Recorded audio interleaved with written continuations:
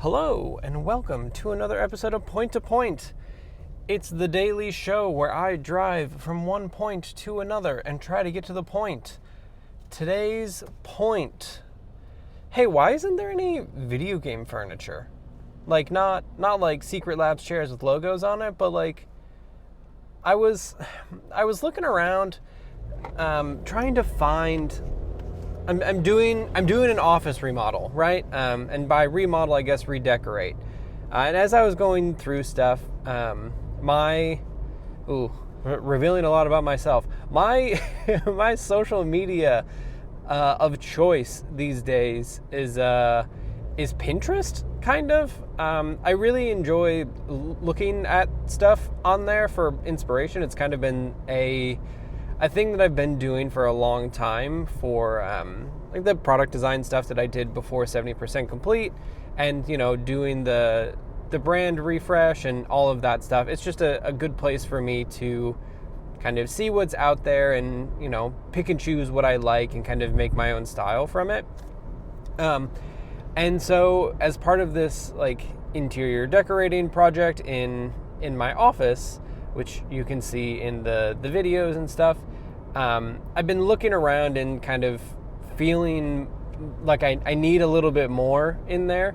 I'm still like my personal taste is very much opposed to the kind of like typical streamer background. I don't know. It's not me. I come from a lot of my design taste is from mid-century architecture and like well-designed Swiss posters, and I actually know what Bauhaus is. So it's like it's coming from design principles and like graphic design and in furniture design and like that stuff.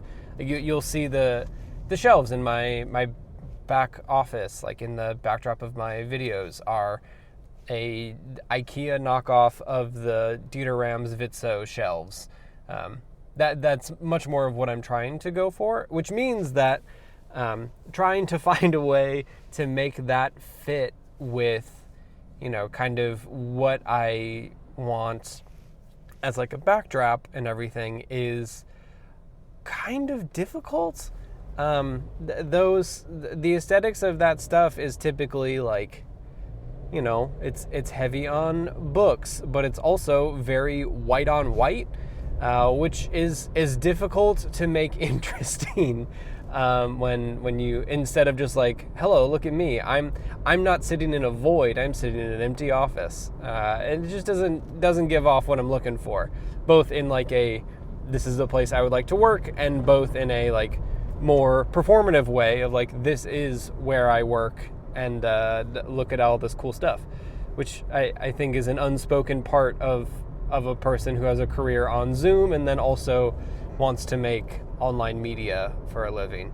But so I've been in this process of trying to find new pieces and like new stuff to put in there, and I'm rearranging all of my shelves to like be a little bit different since I haven't changed them in 5 years. It's time for a refresh. And in my Pinterest journey, obviously, if you know anything about the past several episodes of this show, I have mentioned several times my like video game design touchstones are Prey 2017, got that good neo-deco style. It is Control, which is mid-century meets brutalism. And it's a little bit of Deathloop, which is that like bohemian mid-century that is like bombastic and like swinging 60s mid-century.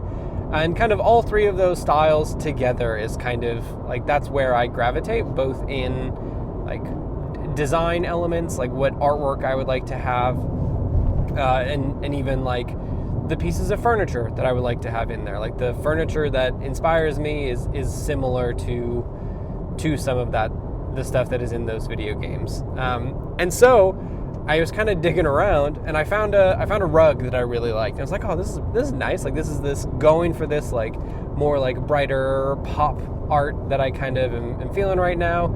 It's a predominantly orange with pink detailing rug that is, it looks like a maze.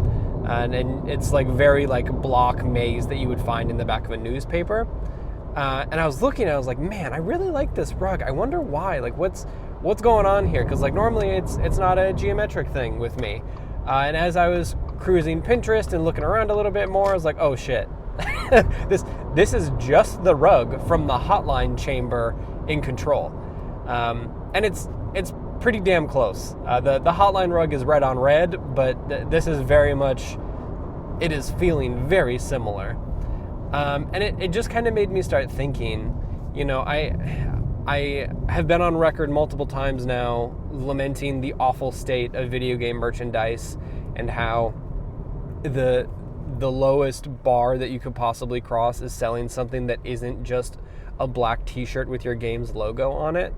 But as we kind of get a little bit further into like games as lifestyle and games as like transmedia properties, I'm always a little bit curious as to, and the answer is it's hard. I get it. Like, I understand that there's functional reasons why this is not the case, but you know, just go with me on this journey. I'm always curious why there is not more stuff taken from video games and turned into real life products. So like the obvious example is the Alan Wake thermos, right? The Oh Dear Diner thermos is like, that's a perfectly practical product that is now out in the real world as like a collector's item, because that makes a lot of sense.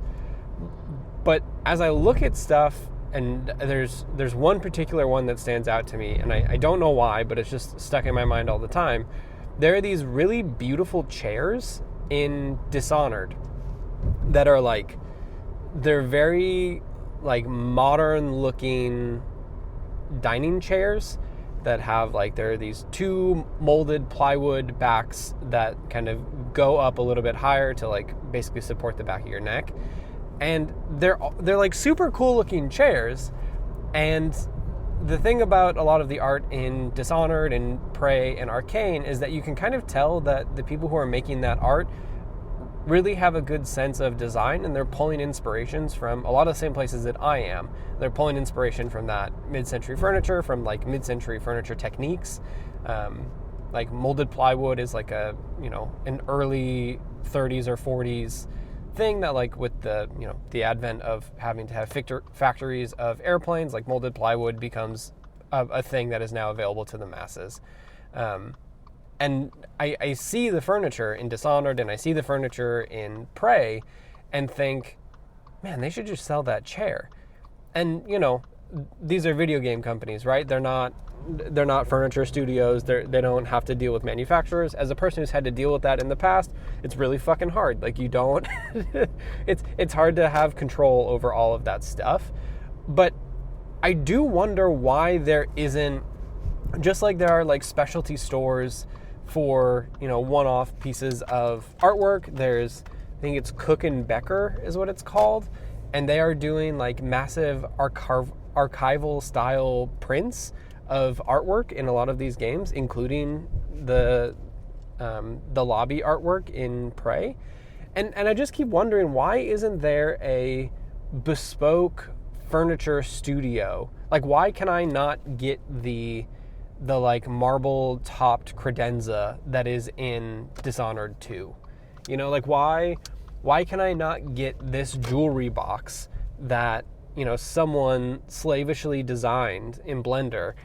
Why can I not get that made from, you know, such and such game? Like, and it's always video game props, you know, and that, I think that's the thing that is really a bummer to me. Like, it's pretty easy-ish to go out and buy a like 3D print prop of the main gun, like the N7 version of one of the assault rifles in Mass Effect, right? Like, that is a thing that you can go on Etsy and you can find, or you can, I mean, my 3D printer marketplace that I use for my printer is like stocked full of Cyberpunk 2077 guns. And like, I get it, like, people like props, and like, of course, someday I will make the Deckard pistol from Blade Runner, but like, I also have to have a house where I entertain people, and I would like to show off my nice things and say, wow, look at this beautiful sense of design that you have, and then slyly in the background be like, oh, well, yes, indeed I do have a good sense of design. Did you know that this is from a video game?